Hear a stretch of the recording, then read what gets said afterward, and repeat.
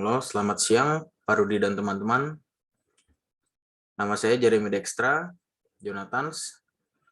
Saya dari Teknik Industri angkatan 2019 dengan NIM 0103319921. Pada siang hari ini saya akan mempresentasikan tentang New Product Development and Product Lifecycle Strategies.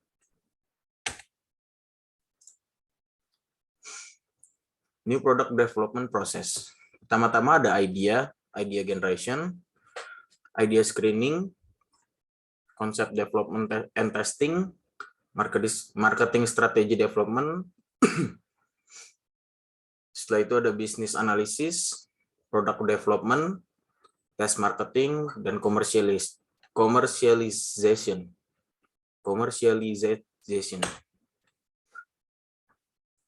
Nah, pertama-tama ada new product development tentang idea generation. Idea generation adalah secara singkat sebuah tahap di mana Anda mengumpulkan ide-ide yang memiliki fungsi untuk pengembangan produk baru. Selama tahap pertama ini akan melakukan brainstorming untuk ide suatu produk baru ini. Sumber utama ide produk baru meliputi sumber internal dan eksternal seperti pelanggan, pesaing, distributor, pemasok, dan lainnya. Setelah itu ada ide screening. Ide screening secara singkat adalah sebuah tahapan di mana ide-ide yang sudah dikumpulkan sebelumnya disaring lagi dan dikumpulkan ide-ide yang bagus. Setelah itu, ini yang ketiga. Saya akan balik ke PPT yang ini untuk menjelaskan lagi. Setelah itu ada konsep development and testing. Konsep development itu secara singkat adalah sebuah ide yang menarik dan bagus. Setelah itu harus dikembangkan menjadi konsep produk. Dalam tahapan ini ada 3 hal, yaitu ide produk, konsep produk, dan citra produk. Setelah itu ada strategi development. Strategi development secara singkat adalah di mana tahap ini yaitu merancang strategi pemasaran awal untuk produk baru yang menyesuaikan dengan produk konsepnya yang sudah dibuat. Setelah itu ada business analysis. Business analysis secara singkat adalah sebuah tinjauan merancang strategi tinjauan dari penjualan, biaya, keuntungan, dan proyeksi untuk produk baru untuk mencari tahu apa faktor-faktor ini telah memenuhi tujuan perusahaan.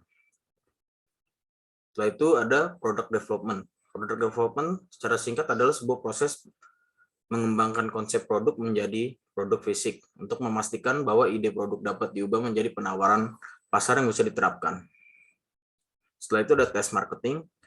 Test marketing secara singkat adalah sebuah tahap pengembangan produk baru di mana produk dan usulan program pemasaran diuji secara realistis pengaturan pasar. Jika produk lolos uji konsep dan uji produknya, langkah selanjutnya adalah uji pemasaran tahap, di mana produk dan program pemasaran yang diusulkan dan diperkenalkan. Setelah itu yang terakhir ada commercialization. Commercialization itu secara singkat adalah sebuah uji pemasaran memberi manajemen informasi yang dibutuhkan untuk membuat keputusan akhir tentang apakah akan meluncurkan produk tersebut. Nah, jadi saya akan mengambil contoh dari game Call of Duty. Saya mengambil contoh dari game Call of Duty Mobile yang seiring berjalannya waktu, Call of Duty pun mulai merambah ke dunia MOBA. Dan seiring berjalannya waktu, ide-ide tersebut mulai terpikirkan semenjak banyak orang yang lebih banyak bermain game di handphone. Setelah itu game Call of Duty pun mulai merealisasikan menjadi game MOBA yang disebut CODM, Call of Duty Mobile. Yang tadinya tuh ini game PC. Jadi mereka mengadopsi game ini dari game PC. Setelah itu, Call of Duty mulai melakukan riset tentang pasar dan game sejenisnya yang terdapat di handphone juga. Call of Duty menjadi salah satu game MOBA terfavorit dan termasuk game handphone terbesar dalam sejarah, yang menghasilkan lebih dari 480 juta US dollar dengan 270 juta unduhan dalam setahun, dari tahun 2019 sampai tahun 2020. Setelah itu, sejak Juni 2020, game Call of Duty Mobile sudah diunduh sebanyak 250 juta kali di seluruh dunia. Dan Call of Duty Mobile juga mengadakan acara-acara seperti event yang berhadiahkan bahkan sampai 1 juta US dollar. Nah, dari event-event tersebut juga itu banyak sekali menarik peminat-peminat orang yang bermain game lain untuk masuk ke game Call of Duty tersebut. Setelah itu ada produk life cycle strategis. Produk life cycle strategis adalah jalannya penjualan dan keuntungan suatu produk selama masa hidupnya. Nah, setelah itu kita menuju ke produk life cycle strategis. Pertama-tama itu ada product development, kedua ada introduction, ada growth, maturity, dan decline. Yang pertama-tama ada product development. Dimulai ketika sebuah perusahaan menemukan ide produk baru. Selama produk development, semua penjualan adalah nol dan biaya investasi perusahaan meningkat. Saya mengambil contohnya dari game Call of Duty juga, yang tadinya ini terdapat hanya di game PC, setelah mereka merambah ke dunia seluler atau handphone, pendapatan perusahaan mereka mulai meningkat secara drastis. Setelah itu ada introduction. Introduction adalah produk penjualan perlahan tumbuh saat produk diperkenalkan ke pasar. Keuntungan belum ada di tahap ini karena biaya pada introduction produk yang besar. Jadi, waktu pertama kali Tokopedia launching, itu pendapatan mereka tidak sebesar setelah mereka bekerja sama dengan artis-artis yang memiliki influencer sangat besar. Jadi platform tersebut sengaja bekerja sama dengan artis atau orang yang dapat menginfluence banyak orang untuk dapat memilih produk tersebut untuk menarik minat bagi para orang-orang di luar sana untuk membeli produk dalam Tokopedia. Dan Tokopedia pun pendapatannya meningkat semenjak bekerja sama dengan artis-artis yang memiliki pengaruh besar terhadap pembelian di Tokopedia ini. Setelah itu ada growth. Growth adalah periode penerimaan pasar yang cepat dan peningkatan keuntungan.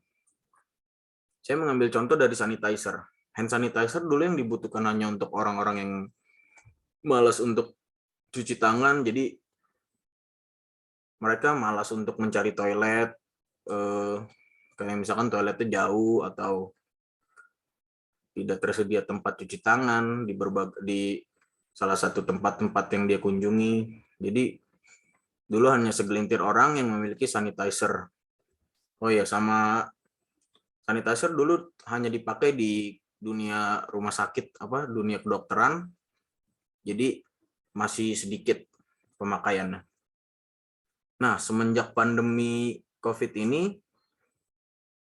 peningkatannya sangat drastis karena alkohol 70% ini dapat membunuh virus COVID, dan alkohol juga membuat orang menjadi praktis tanpa harus mencari toilet atau tempat untuk cuci tangan.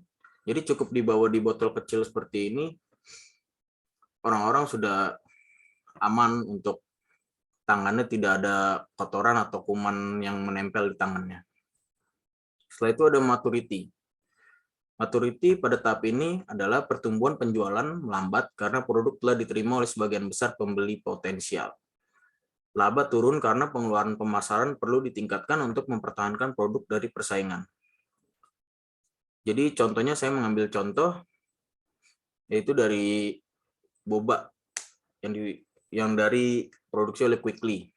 Jadi minuman boba pertama kali di Indonesia dikeluarkan oleh Quickly.